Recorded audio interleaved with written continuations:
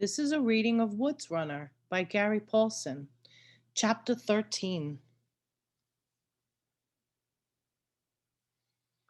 The signs were on the side of a tree, two boards hacked into the shape of an arrow and nailed up with large handmade cut nails. One pointed to a trail that went straight south, crude letters Philadelphia, 41 miles. The other arrow pointed straight east, New York, 38 miles. What do they say? Annie asked.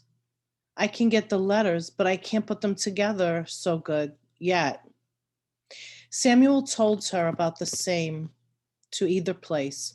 A 3-day walk. Let's get off the trail. I've got to think on it. They moved back into the undergrowth and settled out of sight. What's to think about? Annie said. We go to New York to get our ma and pa. She didn't realize what she said, but Samuel heard the our. Something had happened in her mind. She found a way to stand it all, to keep going. Samuel nodded. What had Caleb said? Oh, yes, New York was British, but the Americans still held Philadelphia, the center of the new government. Had his mother and father come by here and seen the sign? Did they know that safety and refuge were just 40 miles away? And then did they have to go on to New York? He shook his head. I ought to take you to Philadelphia where it's safe and find a place for you. No, but no, I ain't gonna leave you. You're the only family I have. It won't help to leave me someplace because I'll just run and follow you, no matter what you say. We're gonna find our folks. That's all there is to it. We're going to New York. What I was gonna say together was that it would take too long to go there and come back, 6 or 7 days. So I guess we'll stick together. Good, that's settled. Samuel almost smiled. She looked so ragged, her dress was indescribably dirty, and was so her face. Her hair stuck out at odd angles. The dirt was caked on her legs, and her feet looked like shoe leather. And yet she was ready to do what had to be done. I'm proud, he thought, to have you as a sister. All right, then, he said, let's go. They had a stroke of luck after they turned toward New York. Later that day, they saw a farm with fresh corn in the field. They crept into the edge of the field and took enough ears for dinner. Just after leaving the field, back in the woods alongside the trail, they heard an awful racket coming up the road from the rear. Something on wheels was clanking and clanking and rattling along. They were far enough back in the thickest part of the undergrowth so they couldn't see what it was. It stopped nearby. And then Samuel heard dogs panting. Before he and Annie could move, two black and white, mostly collie dogs came up to them in the brush, looked at them each for a moment, directly into their eyes, and gently tried to push them out toward the road, using their shoulders against Samuel and Annie's legs. Hey, Samuel whispered, leave off. He heard a laugh. You may as well come out of there, a coarse, deep voice shouted. I know right where you are. I've got a 2-gauge swivel gun aimed at you. You stay here, Samuel whispered to Annie. I'll see what's going on. But no, she was not going to stay, and they both stood and walked out of the brush, the collies nudging them along.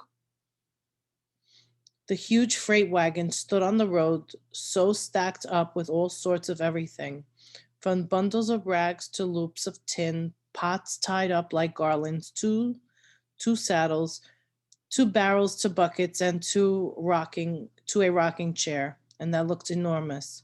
A junk pile on wheels being pulled by two scruffy mules. How's your day? The man on the wagon asked, spitting, and in such a thick Scottish brogue that it was difficult to understand him. I'm Abner McDugle, tinkerer at large. The two dogs are William and Wallace, named after a Scottish hero. He saw Samuel's rifle and he held up his hands. Don't shoot. I was making jest about the swivel gun. I'm not armed, as you could see. I don't believe in shooting things. He seemed to be dressed in sewn together rags and looked as untidy as the junk he was carrying. His voice had a horrible raspy sound like a steel shovel edge hitting rocks and gravel. And he was absolutely covered in unkempt gray hair. It was almost impossible to see his face, for the hair and the lower part of his beard was soaked with tobacco stains from dribbling spit. I'm Samuel, and this is Annie. Abner nodded, and then he looked at the dogs, which had moved in front of the mules and were peering down the trail in the direction of New York. Get in the back of the wagon, Abner said. What? Get in the back of the wagon. Hide the rifle. Now, quick. Someone wrong is coming. Wrong? Move. Hide the gun. Abner's firm voice left no room for argument. Samuel took Annie's hand and they climbed up in the back of the wagon. There was just room for them to sit with their legs out in the open wagon bed. Samuel hid his rifle and powder horn beneath a pile of cloth. He had no sooner done this than there was a sound of hooves. A troop of British cavalry dragoons came around the bend in front of the wagon and stopped. Samuel could see through the side of the wagon. There were about 20 riders in red uniforms and high fur hats and knee-high boots.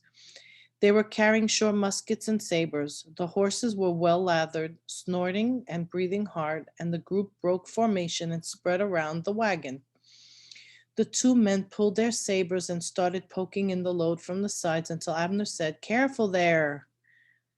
There, my barn's inside. What? Your what? My grandchildren. Don't go poking them with your stickers. The purpose of your trip? We're headed for New York. I buy things and sell things. Would you be looking for anything in particular yourself? You could have any kind of illegal goods in there, the officer nodded at the wagon. Any kind of contraband. I could, but I don't. And besides, I have a merchant's pass from the commanding general staffs. Handwritten and signed and sealed, all official. Let me see.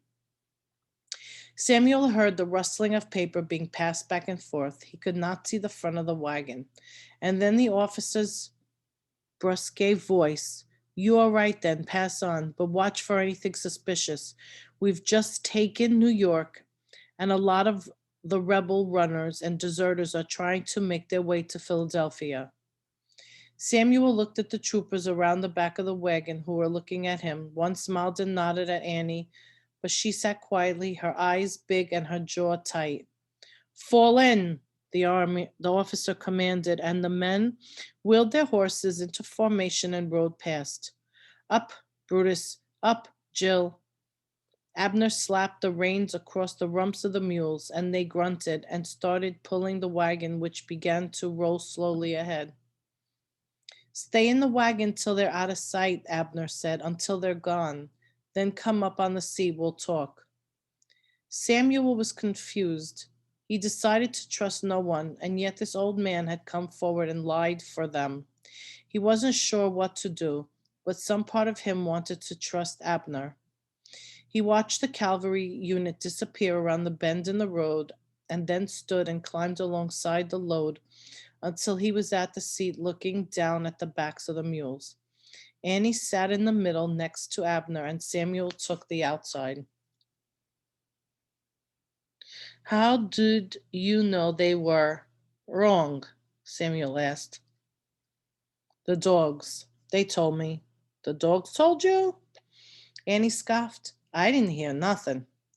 That's because you don't know how to listen. It's the way they stand, how their ears set, the hair on their back. If you know the dogs and they know you, they will tell you what to expect. How did you know we might think the British soldiers were bad? Abner slapped the reins on the mules. Pick it up, pick it up. How could I think otherwise? Somebody comes down the trail and you hide in the bushes. This is largely a British road. You come out carrying a gun at ready, he laughed. It's hard to think you'd act that way with a friend. We don't like the British, Annie said suddenly. They're all bad, every damn one of them. They both stared at her.